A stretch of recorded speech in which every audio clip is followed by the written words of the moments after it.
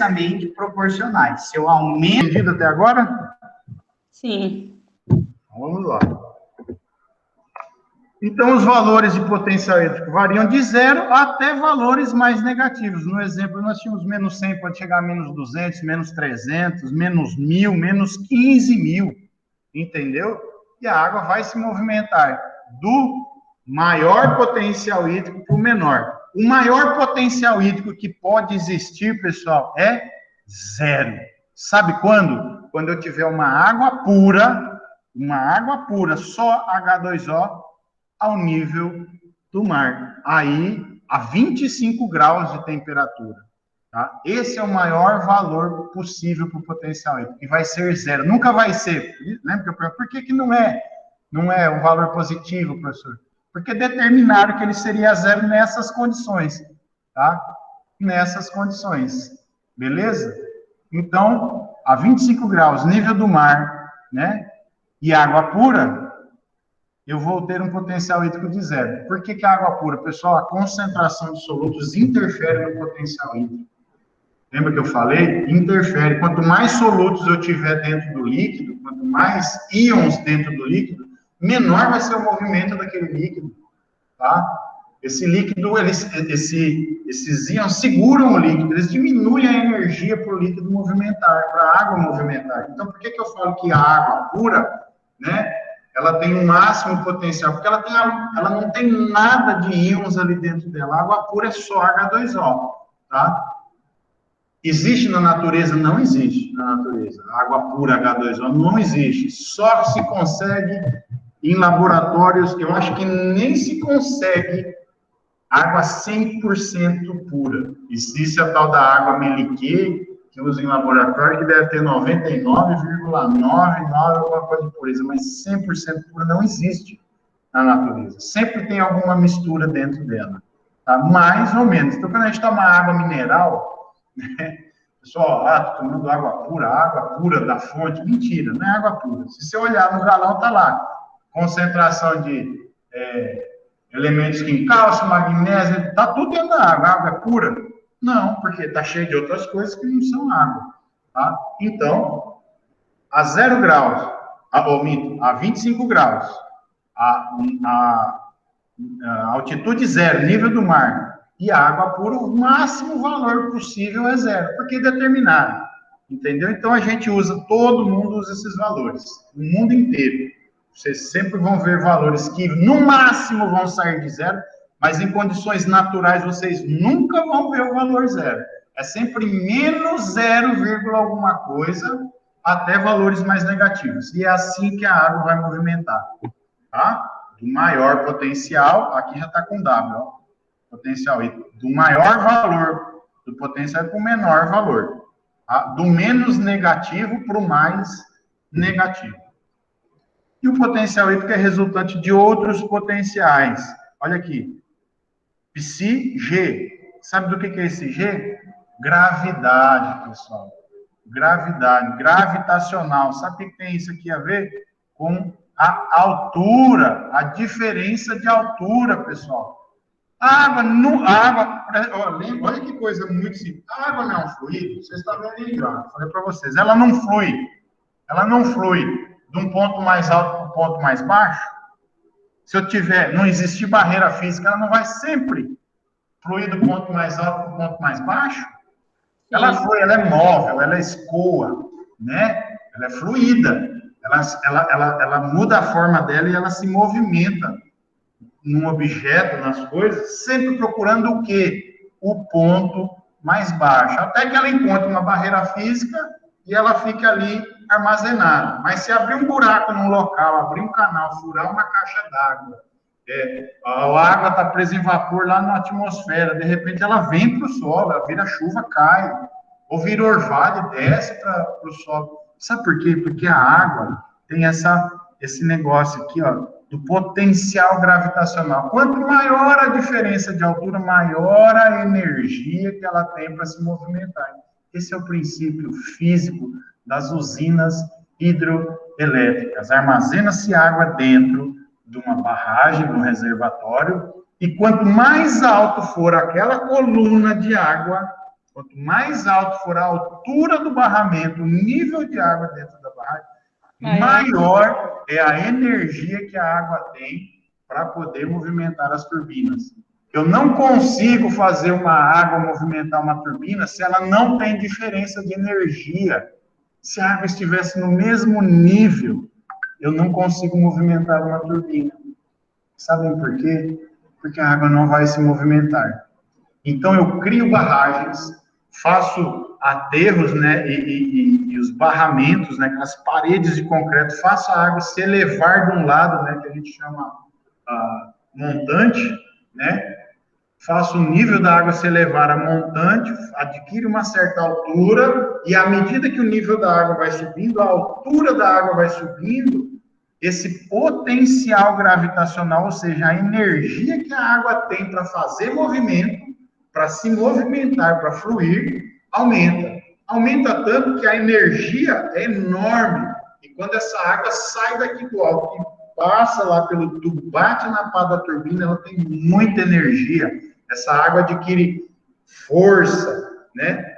Muita energia, a quantidade de água, né? E a energia que ela vem gera uma força muito grande, ele bate naquelas pás gigantescas e consegue rodar aquelas pás gigantescas, porque a força que ela tem é muito grande, porque ela acumulou energia gravitacional, e é por isso que toda a água que está no ponto mais alto desce para o ponto mais baixo, por causa dessa diferença de energia gravitacional. Outro potencial é o potencial S, o S, tá, de solutos, ou potencial osmótico, tá? Potencial osmótico. Lembra que eu falei? Quanto mais solutos eu tiver presente na água, quanto mais íons eu tiver presente na água, quanto mais substâncias que interajam com a água, menor é a energia daquela água, tá? Então, a água que tem mais energia para se movimentar é a água pura, porque não tem nada misturado. Por isso que eu falei que a água pura, né, ela tem um valor lá, zero, quando ao nível do mar, 25 graus, beleza? Então, a água pura tem o menor potencial, aliás, o maior potencial hídrico, né? Que ela é zero, é o menor valor. Ela tem a menor tensão, é que ela está retida com a menor força possível. Quer dizer o que? Ela tem energia de sobra para se movimentar. À medida que eu vou adicionando, eu vou aumentando concentração de sais, de íons, né, de solutos dentro da água, ela vai perdendo energia, tá bom? E é por isso que, se existir uma membrana e a concentração de solutos de um lado da, da molécula for maior do que do outro, ela não só, essa que tem mais, ela perde tanta energia em relação à outra, que a outra faz a molécula de água entrar, ela acaba sugando, ela perde essa energia, diminui a energia e a água vai se movimentar ali para dentro, tá? Esse é o princípio da osmose. E aqui nós temos o potencial de pressão, P de pressão. Imaginem vocês, olha aqui, ó, a minha seringa, estão vendo, né? Aí eu vou apertar de novo, ó, vou gerar pressão aqui dentro. Aonde vocês acham que eu vou ter mais energia? Sem apertar ou comprimindo? Quando eu gero pressão, eu tenho mais energia. Olha a panela de pressão de vocês em casa. Vocês botam água lá dentro, fecha a tampa, bota a válvula, esquenta, aquece a água, gera vapor, cria uma pressão lá dentro. O que acontece com a água que está lá dentro? Ferve. Ela o quê? Ferve e evapora. Evapora e ela quer ir para onde? Para fora. Sair de dentro da panela. Para onde? Sair Como de está dentro dentro da panela, aquecida na forma de vapor, sob pressão, panela de pressão, tem pressão, bicho. Tanto que elas explodem, tá? Tem pressão. Não tem uma válvula ali em cima que fica... Uhum. O que aquela válvula está fazendo? Aliviando a pressão. Sabe quem está saindo pela válvula? O vapor de água que está dentro da panela. Então, a água sai da maior pressão e vai para a menor pressão. Olha aqui agora. Olha aqui agora. Estão vendo? Isso aqui é uma mangueira. Estão vendo? Sim, senhor. E ela está com a água aqui, ó. O nível da água nela aqui. Dá para ver, ó? Ó. Uhum. Tá dando para ver o nível da água na mangueira, não? É mangueira de pedreiro, é? Tá sim. Não, não é a de pedreiro, mas é o mesmo princípio, tá? Ó. Deixa eu ver, peraí. Ó, teorema dos vasos comunicantes hidráulicos. Elas vão equilibrar porque elas estão sob a mesma pressão nas duas extremidades, pressão atmosférica, elas estão abertas e vão ficar na mesma altura, ó. Deu para ver? Sim. Deu. Ó. Agora, se eu botar pressão desse lado aqui, mais pressão do que esse, o que vai acontecer com a água? Ela vai Ela vai sair onde sair. tem menos pressão. No caso, Olha né? aí o que eu vou fazer, essa seringa. Eu vou botar aqui, ó. Deixa eu primeiro tirar o ar do sistema.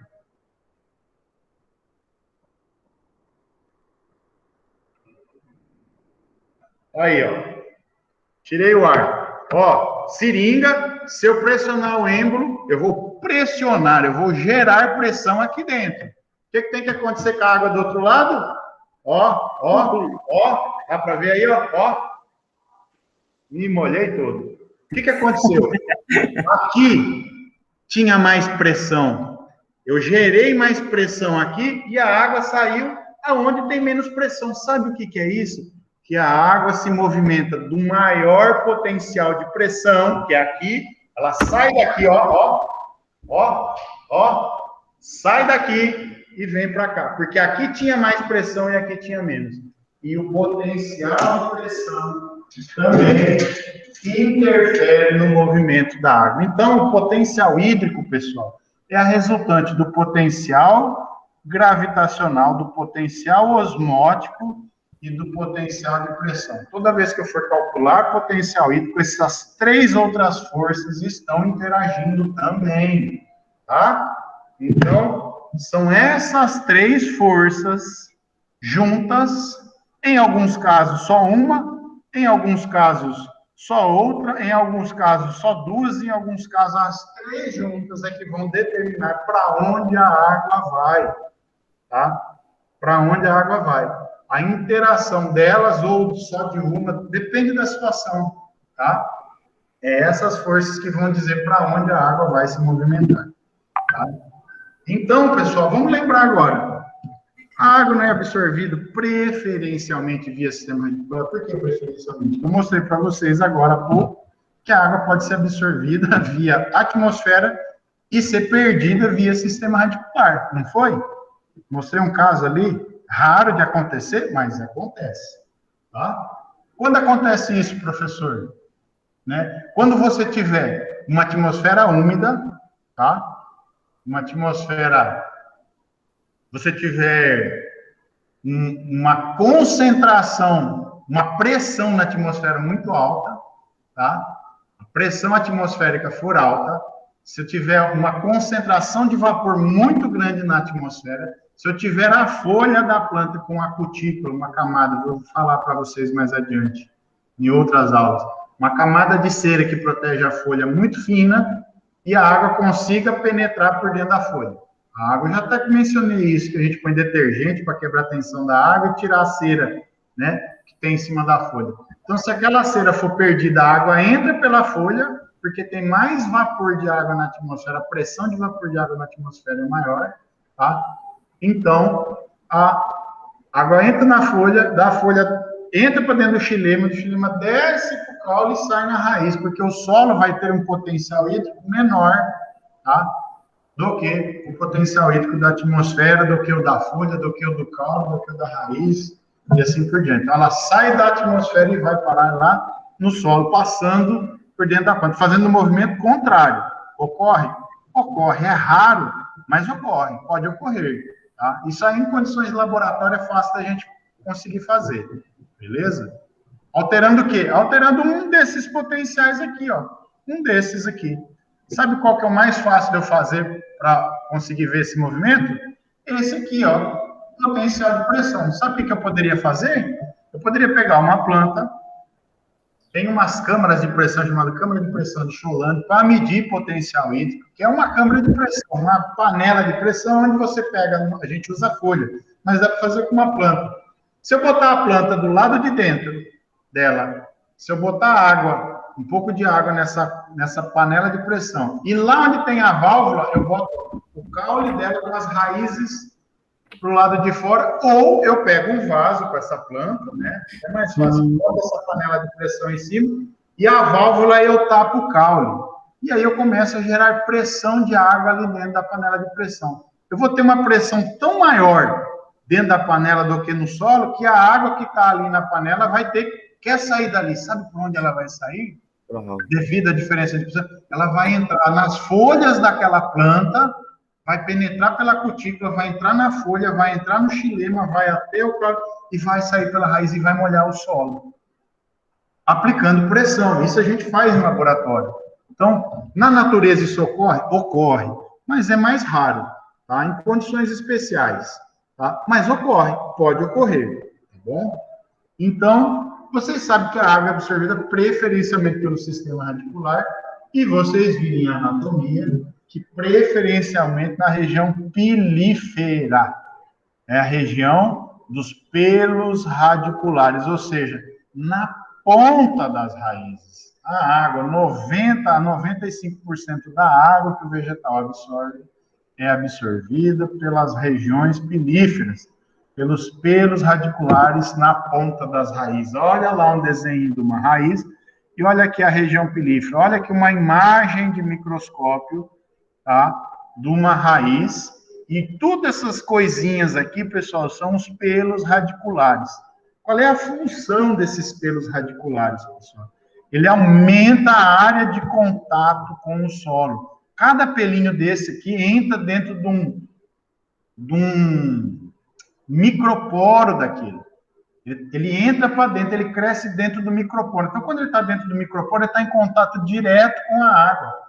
Se não tivesse esses pelos, fosse só essa parte aqui, ó, a absorção de água seria mínima, a planta não conseguiria absorver a quantidade de água que ela precisa. Tanto é que, olha aí uma aplicação desse conhecimento. Como são feitas as mudas de clone de eucalipto, pode ser de qualquer outra espécie, vou dar o exemplo de eucalipto, porque é mais fácil. O clone, eles pegam um pedacinho do galinho do eucalipto, lá no jardim clonal, que está cheio de arvorezinhas em miniatura, que eles cortam os galinhos. Aí ele pega um raminho daquele, um galinho daquele, e deixa 2 a 3 folhas só, num caulezinho desse tamanhozinho. Sabe o que ele faz na folha? Ele vai lá, corta uma parte da folha, corta parte da outra folha, corta no meio. Derruba um monte, tira um monte de folha e deixa 2 ou 3, e corta pelo meio as folhas. E corta o caulezinho. Tem pelo radicular para absorver água, essa porcaria aqui desse caule? Não tem. Quer dizer o quê? A capacidade de absorção de água desse caule, porque não tem raiz nem pelo radicular, é muito pequena. Então, eu tenho que diminuir a superfície que vai perder a água. Por quê? Se eu tiver uma superfície muito grande perdendo água, eu não vou conseguir absorver a água que essa superfície perde. E a minha plantinha vai murchar e morrer desidratada, porque ela vai perder água pela folha, tem muita folha, muita água perdida. Se a água chegou na folha, velho, ela vai virar vapor. Tem sol, aqueceu, vira vapor e vai para a atmosfera. Só que se eu não tiver como absorver a mesma quantidade de água que ela perde por transpiração, falta água. Vocês vão entender, eu vou falar agora sobre cavitação. Acaba o fluxo de água. A tensão gerada na folha é muito maior do que a gerada onde a água está entrando, e pode romper, tá?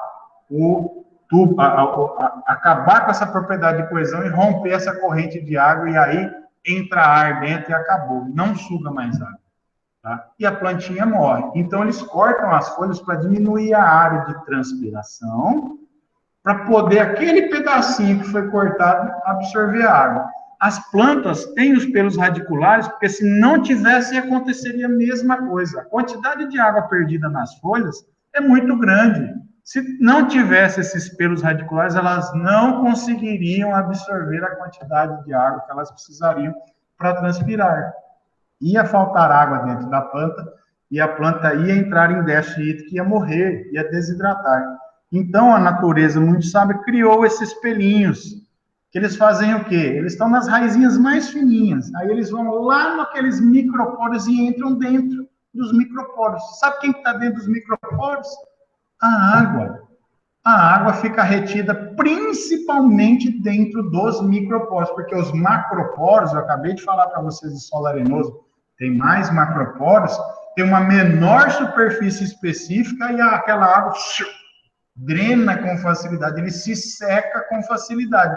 Quando o solo arenoso está na capacidade de campo, os macroporos estão cheios de ar, tá? E ele tem poucos microporos, é por isso que o solo arenoso tem menos água disponível para a planta do que o solo argiloso, por isso que o solo arenoso seca rápido.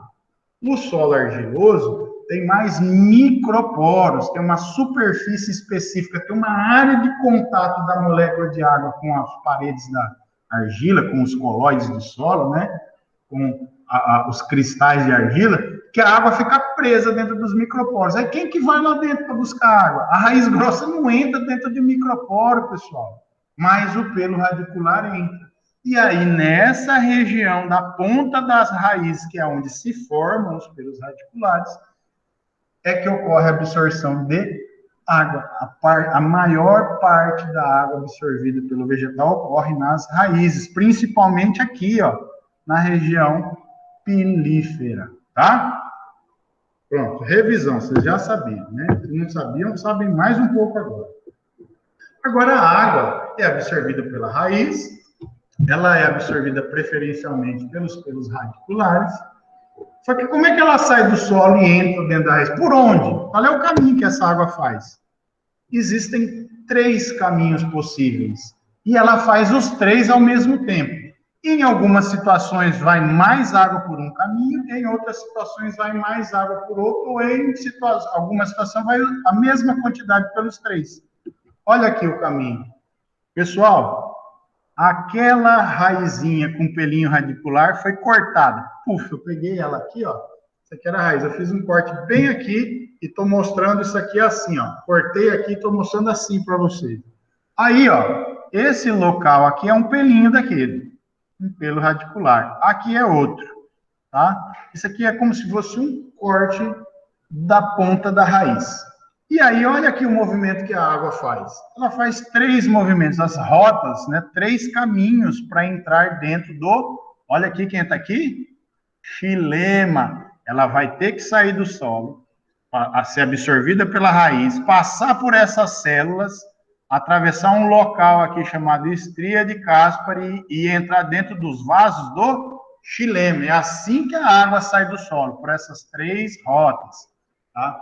Uma rota eu chamo de rota simplástica, outra rota eu chamo de rota transcelular e a outra rota apoplástica. São os 3 caminhos, simplástico, transcelular e apoplástico, possíveis para a água fazer esse movimento. Tá? E como seria esse movimento? Bom dia, Arthur. Pode sentar aqui se quiser, tranquilo. Como seria esse movimento? No simplástico, olha aqui, essa rota laranja, estão vendo? O que acontece? A água entra dentro da célula, lá no pelo radicular. Ela entrou dentro. E aí, por dentro da célula, numa estruturazinha que vocês viram, que eu falei na anatomia, falei na fisiologia, chamado plasmodesmatas ou plasmodesmos, que são as perfurações que tem na parede celular de uma célula vizinha com a outra, onde a membrana tem um duto, tem um túnelzinho e uma célula se comunica com a outra, ou seja, passa substância direto, não tem membrana interrompendo o movimento. De uma para outra, é um buraco, uma janelinha que liga uma a outra. E no movimento simplástico, a água vem, a molécula de água aqui lá pelo fluxo de massa, entra uma, traz todas as outras juntas, aquela corrente, entrou para dentro da célula que atravessou a membrana. Aí, por dentro dessa célula, do lado de dentro da membrana, ela vai até chegar aqui. Aqui tem o quê? Um plasmodesmo. Ela passa direto por ele, vem dentro da outra, passa por outro plasmodesmo, passa por outro, passa por outro, passa por outro, até chegar aqui. Eu vou explicar daqui a pouco o que é isso aqui. Na outra rota, que é a transcelular, a água também entra dentro da célula. Ela atravessa a membrana plasmática. Só que, nesse caso, ela não vai de uma para outra, ó, ela atravessa pela membrana, sai da célula, vem aqui na região do apoplástico, que é a região da parede celular, vai para o lado de fora da membrana e entra dentro da outra membrana. Ela passa pela membrana sem passar pelos plasmodesmatas lá. Tá? Ela não usa o plasmodesmato para fazer o caminho. Ela vem de fora, penetra, ela chega na parede celular, atravessa as fibras da parede, passa pela membrana, entra para dentro, sem passar pelos plasmodesmatos. Sai fora da célula, entra na outra, sai fora, entra na outra, sai fora, entra na outra, sai, entra na outra. Essa é a transcelular, porque ela atravessa a célula. Esse simplástico, ela vai de uma para outra, mas por meio daquelas estruturas próprias, tá? E no outro tipo de rota, o outro movimento, é o apoplástico, é via apoplasto, tá? O que é isso? É a via que é fora das células, ela se dá na parede celular. Eu falei para vocês, nós vamos ver aqui mais na frente, que a parede celular é como se fosse o tecido, é um monte de fibra assim, ó, emaranhada, trançada, envolta, enrolada nos negócios chamados de... oh, meu Deus, sumiu o nome agora. Nas microfibrilas e nas fibras de pectina. Então, tem um monte de fibra de celulose ligado por microfibrilas e fibras de pectina, tá? Que fazem o quê? Amarração. Só que o espaço que tem entre elas é grande, a molécula de água passa tranquilamente, é livre para ela passar. Tá? Por isso que a água molha os tecidos. Isso aqui é celulose também, muito parecido com a celulose da parede. Só não tem a lignina, que em alguns casos tem nas paredes celulares. Mas é muito parecido, ó. Tecido aqui, ó. E a água não molha isso aqui com facilidade? Molha. Molha tanto que se eu molhar aqui, ela se movimenta, molha tudo. Tem embebição, devido às propriedades físicas da água que nós vimos na última aula. Então, a água no movimento ou na rota apoplástica chega aqui, molha a parede celular, e vai caminhando pela parede celular, ela não entra dentro das células. E vai, todas essas paredes celulares ficam molhadas. E a água vai, e chega aqui também. E aí, nas três rotas, quando ela chega aqui, ela para. Aí, aqui, tem um negócio chamado bandas de Caspary, ou estrias de Caspary, que é o quê? Essas células, vocês estão aqui, tem uma lista aqui, ó, que está ao redor de toda a raiz. Sabe para que serve isso aqui, pessoal? Isso aqui é a primeira barreira física que faz o quê? Regula o que a planta vai absorver do solo. Isso aqui, pessoal. Porque se não tivesse isso aqui, junto com a água, sabe o que estava vindo? Os sais que ela precisa, solução do solo. Opa, que beleza, vem os nutrientes. Ótimo. Só que será que só tem nutrientes no solo? Cara, tem patógeno, tem elementos tóxicos, tem elementos químicos que são tóxicos, tá? Que acabam vindo junto com a água via fluxo de massa. Se a água está movimentando por fluxo de massa aqui, ó, né? Tá vindo aquela grande quantidade de água, uma molécula atrás da outra, naquela corrida louca, né? Aquela fila de molécula caminhando do lado de fora da raiz, da solução do solo, aqui para essa região, junto com a água, vem todos aqueles elementos químicos que eu falei que se movimentam no solo via fluxo de massa. Só que tem coisas que não podem entrar dentro da planta. Tá? E aí, a natureza, novamente, muito sábia, criou esse mecanismo que restringe boa parte, não restringe tudo, mas boa parte do que chega aqui fica retido. Por quê? Porque essas célulazinhas aqui, elas são tão lignificadas, tem uma substância que vira um cimento na parede celular, endurece a parede celular, e ali tem perfurações e canais na membrana que só deixa passar certas substâncias. Então, quando a água chega aqui, aquela galera toda, ei, vambora, corre junto com a água, vambora, as Marias vão com as outras, né? Maria vai com as outras, aquela galera. Chegou aqui, pá, tem um portão. Aí, opa, quem que vai passar livremente para cá? A água. Oi, você vem. Pode vir, água. Agora, pera lá. Você quem é, né? Mais ou menos isso, uma barreira. Então, tem substâncias que chegam até aqui, daqui não entram, tá? Então, esse movimento vem, ocorre, né?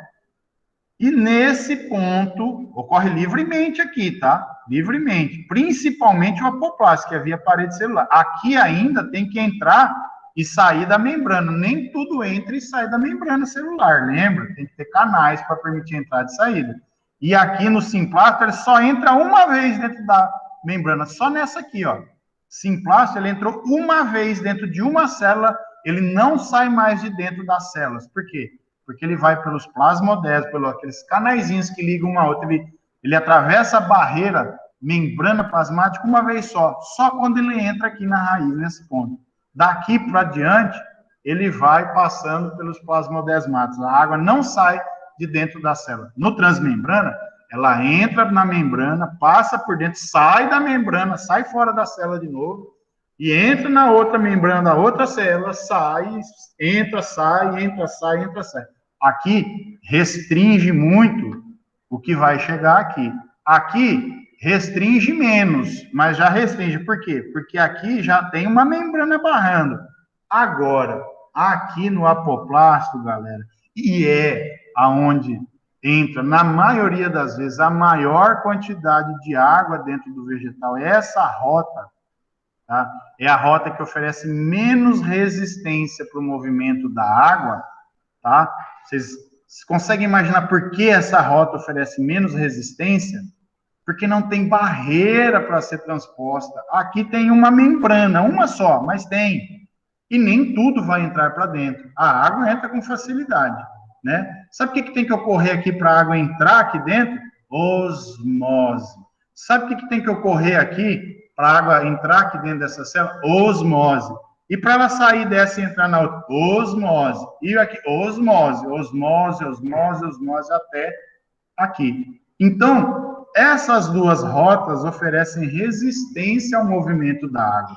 Por isso que a quantidade de água que entra no vegetal por essas rotas é menor do que o apoplasto. O apoplasto não tem barreira nenhuma, velho. Aqui é um rio de água que sai do solo e chega até essa região das estrias de Caspary, ou aqui denominadas bandas de Caspary, tá? Agora, chegou aqui o apoplasto, velho, aí faça a seleção. Você entra, quem entra? A água não precisa nem pedir licença. Né? A água é pequenininha, ela passa pelas frestas do portão, tá? Que tá cheio de uma outra proteína de membrana aqui chamada aquaporina, que permite a passagem livre da água.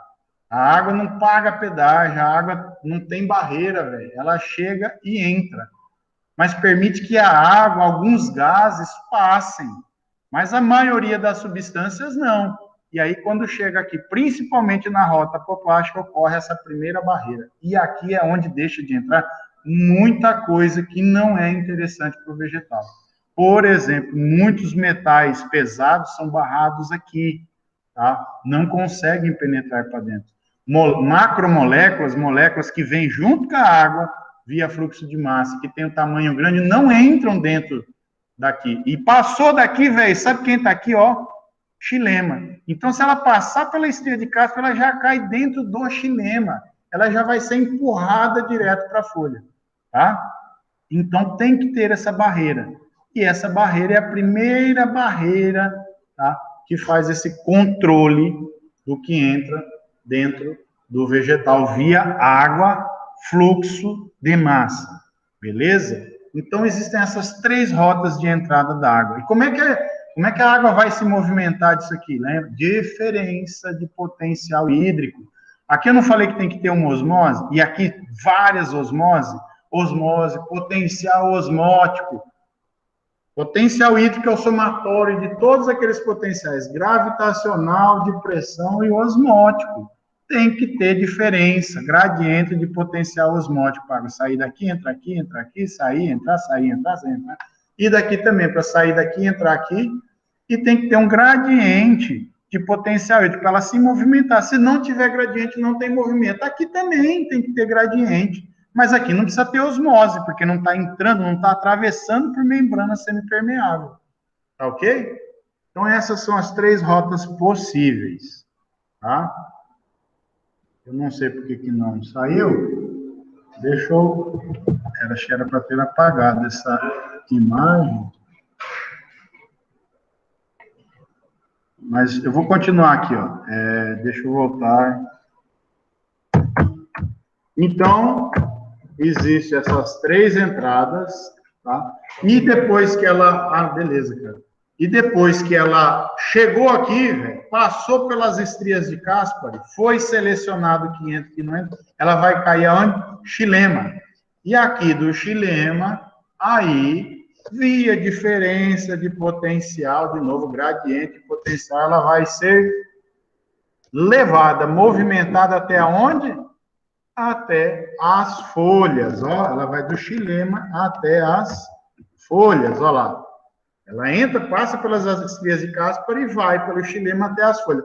Essa parte do xilema é a rota mais longa, porque essas rotas aqui, ó, para entrar, olha só, ela tem que passar 1, 2, 3, 4, meia dúzia de células só.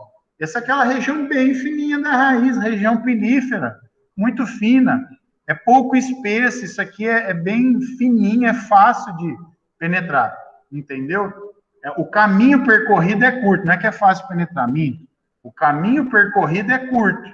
Agora, quando ela cai no xilema, aí o caminho percorrido pela água é muito longo. Ela vai desde a pontinha da raiz até a folha mais alta da planta. Então, se você pensar num corpo vegetal, a distância da ponta da raiz até a ponta da folha mais alta é muito maior do que a distância, né,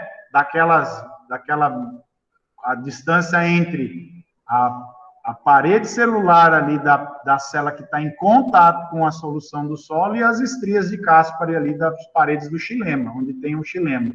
Então, a distância que a água percorre na raiz é muito curta, mas a distância que ela vai percorrer dentro do xilema é muito longa, e é a rota mais longa que a água percorre dentro dos vegetais. Tá? E isso interfere em algumas propriedades físicas do xilema. Tem que ter uma anatomia toda especial para a água fazer essa rota, tá? Essa rota, então, como ela é a mais longa, ela tem que ser a mais simples, ou seja, é onde a água tem que encontrar a menor resistência para o transporte, tá? Porque se você, imagine você, ela já tem que percorrer um caminho muito longo, e ao longo desse caminho ela vai encontrando resistências, barreiras. Muitas vezes ela não consegue percorrer esse caminho e aí existiria um problema de falta de água nas folhas vegetais. A água ia entrar pela raiz, mas não iria conseguir chegar lá nas folhas das plantas. Isso acontece principalmente em condições extremas de déficit hídrico no solo, deficiência hídrica no solo, tá? Ou seja, pouca disponibilidade de água no solo e alta demanda evapotranspirativa lá na folha e atmosfera. Ou seja, a condição de clima da atmosfera requer muita água, o potencial hídrico da atmosfera lá é baixíssimo, né? A tensão da água, da energia livre da água na atmosfera é muito baixa, né? É muito negativa.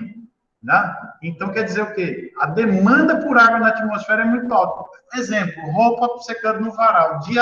Dia seco e quente, velho, a roupa seca no varal. Se tiver um pouco de vento, a roupa seca em minutos, às vezes. Tem roupa que você tira da máquina lá, da centrifugação, pendura no varal, em menos de 1 hora, tá sequinha. Se você esquecer no varal, esturrica, fica dura.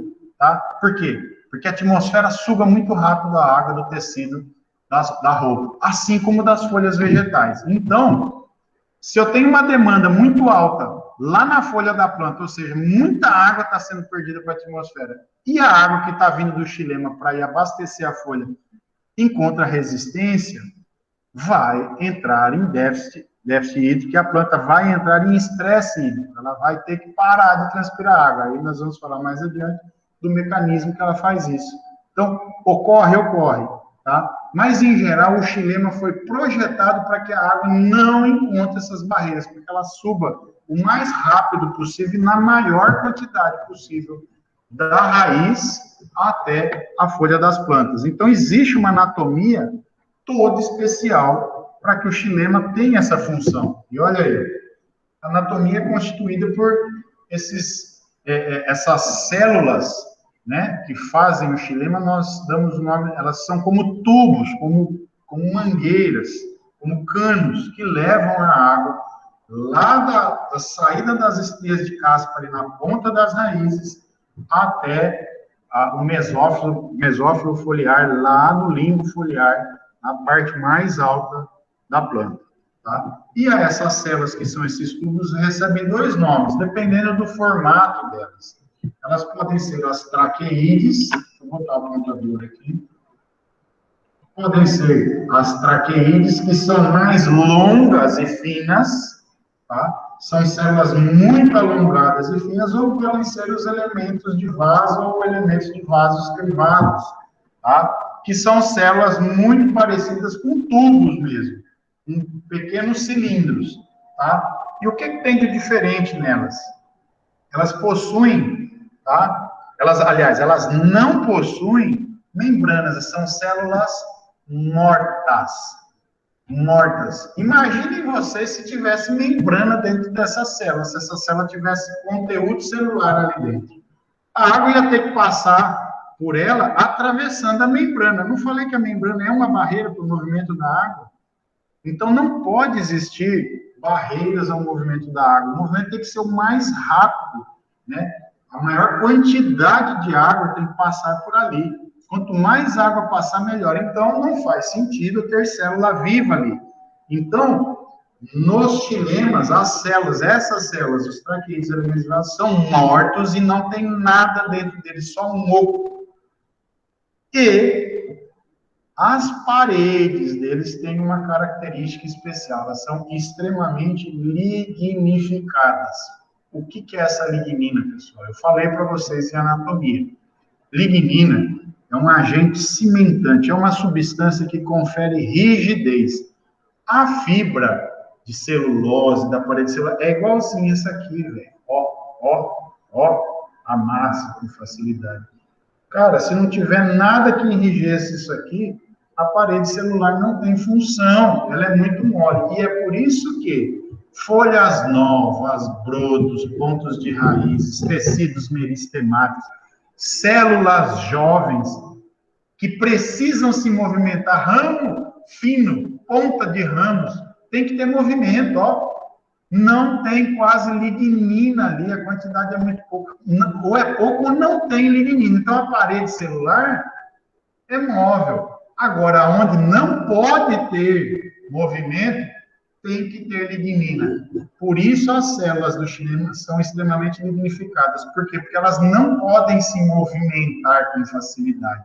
E um outro motivo é que a tensão gerada dentro do xilema é muito alta. Tá? Quando a água é demandada para a superfície, para a atmosfera, tá? Em grandes quantidades, quando a demanda evapotranspirativa é muito alta, gera-se uma tensão, uma força de sucção muito grande dentro do xilema. Se essa parede celular não tivesse muita lignina, sabe o que ia acontecer com ela? O xilema, eu vou mostrar agora para vocês na imagem. Aqui, ó, vamos lá. Está aqui, ó. Traqueídeas. Essa coisa alongada, parece uma minhoca, cheia de furinhos, tá? E é uma encostadinha da outra. Olha elas aqui, ó. Traqueídeas e elementos de vaso, tá? Esse aqui parece um cilindrinho e esse aqui parece uma minhoquinha. São esses dois tipos de células que compõem o xilema, tá? Se isso aqui não fosse muito rígido, quando a folha estivesse sugando a água do xilema, sabe o que ia acontecer com essas paredes aqui? O mesmo que se vocês pegarem um canudo de refrigerante ou suco, qualquer coisa, tapar a ponta dele, não deixar entrar nada, ou apertar a ponta, aperta assim a ponta dele, colapsa ela assim, mantendo uma junto com a outra, para não entrar ar, e suga na boca. Sabe o que vai acontecer com a parede do canudo? Vai fazer assim, ó, colapsar, vai encontrar uma com a outra. Tá? Por quê? A tensão gerada ali, essa pressão negativa, esse vácuo gerado, vai fazer com que as paredes, se não tiverem resistência, elas, ó, se encontram. Se eu pegasse essa mangueira aqui, ó, cheia de água, tapar aqui, ó, e começar a sugar, ó, não dá para ver porque ela é rígida. Mas se ela fosse fininha, isso aqui ia, ó, ia amassar, ia encostar uma parede com a outra. É o que aconteceria no chinelo. Então, para isso não acontecer, as paredes celulares dessas células mortas, tem que ser morta para não ter membrana oferecendo resistência, tá? Elas são muito lignificadas. Sabe que parte é essa no vegetal? A parte onde existe o xilema é chamada vulgarmente por todos nós, quem é da roça, quem conhece um pouco, é chamada de cerne da madeira. Aquela parte mais escura, dura, pesada, é o cerne. O cerne nada mais é do que um agrupamento de células de xilema, ou que são xilema quando ela está bem próxima daquela camada branca. Eu mostrei em anatomia isso para vocês, chamada alburne, tá? Que é a parte viva, que é onde está passando, sabe quem por ali? O floema. O floema está ali na parte viva, tá? Beirando ela entre aquela parte viva e o xilema. Ali está o floema. Aquele branco vivo, ou chamado de branco, brancal, que recebe o nome de alburne, tá? É a parte viva. A parte escura, pesada, mais dura, rígida, é o xilema, tá? É o xilema que já perdeu função. À medida que a árvore cresce, aumenta a espessura, crescimento secundário dos vegetais, anatomia, falei para vocês, aumenta a espessura, os tecidos secundários espessam, né? Ocorre só nas dicotiledôneas, é comum que as dicotiledôneas formam essas árvores muito altas, tá? Crescimento secundário, monocotiledônea não tem crescimento secundário, embora exista bambu, embora exista, que mais as arecáceas, né? As palmeiras, mas elas não têm crescimento secundário. Tá? Crescimento secundário que o tronco vai engrossando, e aí a gente chega até, por exemplo, as sequoias, né?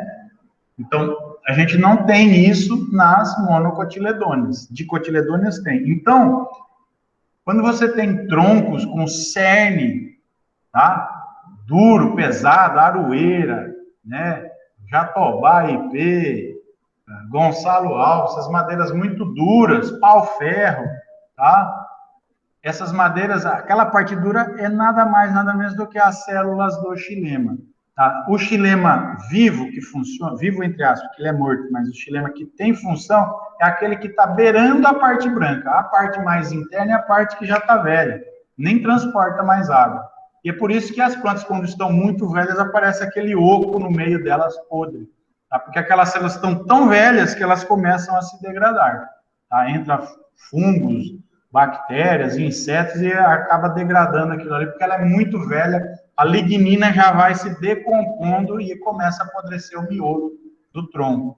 Mas aquela parte escura, o cerne, nada mais é do que essas célulazinhas aqui de xilema.